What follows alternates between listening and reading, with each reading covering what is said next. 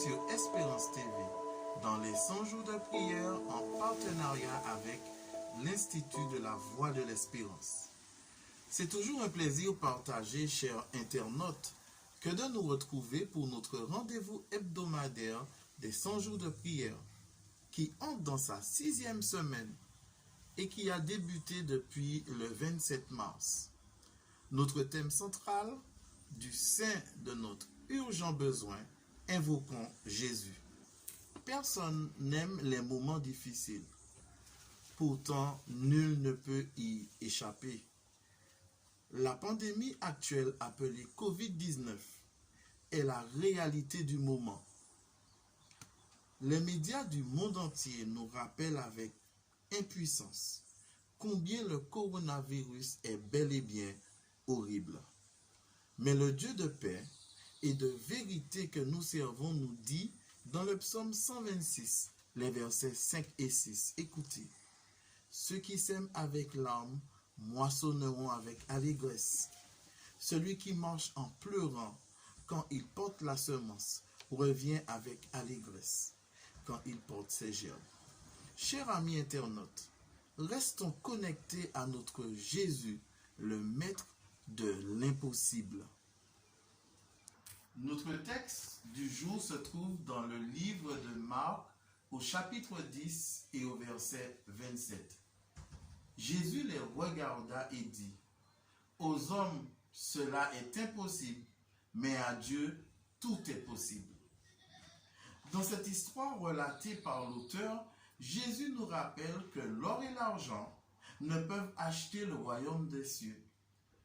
Seul l'amour de Dieu le Père peut transformer en possible l'impossible. C'est la seule loi qui guide le ciel. Nos citations du jour sont au nombre de 2. Et oui, car il y en a 2. Notre première citation est tirée du livre Jésus-Christ, page 530. Les impossibilités naturelles ne sauraient empêcher l'œuvre du Tout-Puissant. Notre seconde citation se trouve dans le livre Puissance de la grâce, à la page 89, et qui dit « Nous avons un Sauveur dont l'oreille ne reste pas sourde à nos appels. Si nous croyons en sa parole, il agréera notre foi. Il désire que nos intérêts soient mêlés aux siens, alors il peut nous bénir avec certitude, car nous ne nous glorifierons pas nous-mêmes pour les bénédictions que nous recevrons, mais toute la louange reviendra au Seigneur. » Je vous invite maintenant, chers amis internautes, à méditer sur les questions suivantes. Souvent, notre foi en Dieu est faible, parce que nous ne reconnaissons pas vraiment la grandeur de notre Dieu. Nous pensons que nos problèmes sont si importants qu'il ne peut pas les résoudre. Nous oublions que nous servons le Dieu qui a étendu les cieux par sa grande puissance et que pour lui, rien n'est impossible. Aujourd'hui, prenez du temps pour réfléchir à sa grandeur. Notez les caractéristiques et les attributs que seul Dieu possède. En vous adonnant à cette simple activité, demandez-lui de vous aider à mieux comprendre qui il est vraiment. C'est aussi l'occasion pour nous de pouvoir remercier Dieu pour nos louanges, pour les nombreux membres du peuple de Dieu qui manifestent leur foi en sa direction et cherchent des portes ouvertes pour les opportunités au lieu de se focaliser sur des portes qui ont pu être fermées pendant cette pandémie. Nous avons aujourd'hui nos sujets de prière, nos requêtes, comme vous le savez bien, au nombre de 4. Notre première requête de prière. Prions pour que les gens questionnent Dieu au sujet de cette situation de crise. Dieu tenterait-il de nous parler? Telle est ma question pour vous. Mais encore, prions pour les nombreuses personnes dans les pays les plus pauvres qui n'ont pas de travail et qui ont du mal à se procurer, ne serait-ce que les aliments de base, un peu de riz, un peu de maïs. Beaucoup courent le danger de mourir de faim.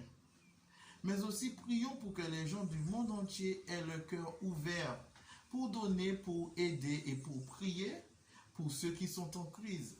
Dans Proverbes au chapitre 22 et au verset 9, et au psaume 86, les versets 6 et 7 sont deux textes dans lesquels je vous invite à vérifier cela. Et enfin, prions pour les agriculteurs qui, eux, luttent pour planter ou récolter et pour que les travailleurs saisonniers restent en bonne santé. Je vous invite à incliner la tête pour une courte prière. Tendre Père Céleste, nous réalisons durant ce temps de confinement lié à cette pandémie que nous recevons jour après jour cette manne que tu nous envoies.